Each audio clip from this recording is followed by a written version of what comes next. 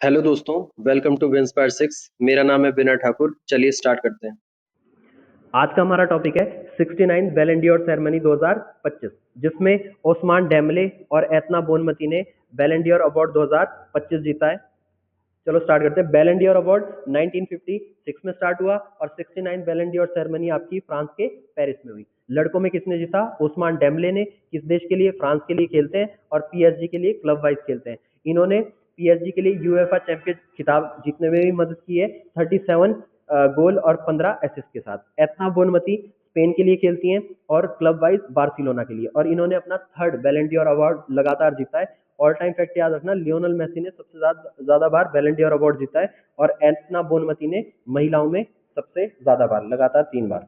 ठीक है, अगला हमारा टॉपिक है why the constitution matter, book by DY Chandrachud. Most important topic है, कहीं ना कहीं पेपर में ये आएगा इस साल, और देखना आप एक क्वेश्चन इससे जरूर आएगा।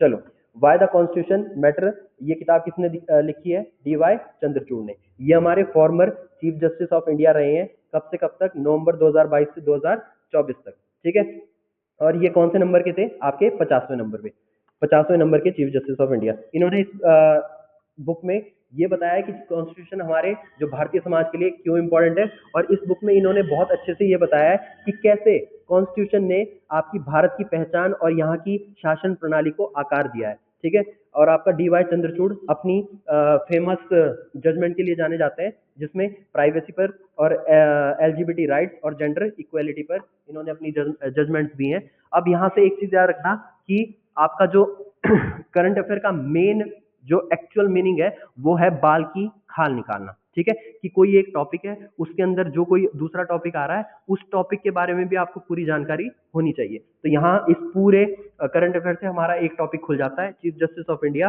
तो सारा डाटा पता होना चाहिए। चीफ जस्टिस ऑफ इंडिया की अपॉइंटमेंट कौन करता है, किस आर्टिकल के तहत होती है, कितना कार्यकाल होता है, किस तरीके का क्या होते हैं जो अपॉइंटमेंट की प्रक्रिया है वो क्या होती है, और जो चीफ जस्टिस ऑफ इंडिया को जो रेट की पावर है वो किस आर्टिकल के तहत है, कौन सी वो रेट्स हैं, जो 5 टाइप की रेट्स हैं, वो सारी चीजें।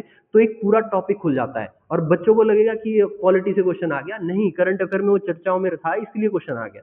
ठीक है, तो याद रखना वो पूरा टॉपिक आपने अच्छे से पढ़ लेना है। चलो, अगला हमारा क्वेश्चन है, अहमदनगर रेलवे स्टेशन का नाम बदल दिया गया है और वर्तमान नाम हो गया है अहिल्या नगर। ठीक है, जो ये अहिल्या नगर है किसके नाम से इन्फ्लुएंस है? महारानी अहिल्याबाई होलकर। ठीक है, ये बहुत पावरफुल लेडी रही है आपकी होलकर साम्राज्य की, और इसमें याद रखना कब से कब तक शासन किया इन्होंने? 1725 से 1795। इसमें याद रखना ये सोशल रिफॉर्म, इकोनॉमिकल रिफॉर्म और मंदिरों के पुनरुत्थान के लिए जानी जाती हैं। मोस्ट इंपॉर्टेंट है। अब इन सारे टॉपिकों से रिलेटेड क्वेश्चन करते हैं। चलो, विच club did the 2025 Ballon d'Or man winner Ousmane Dembele play for?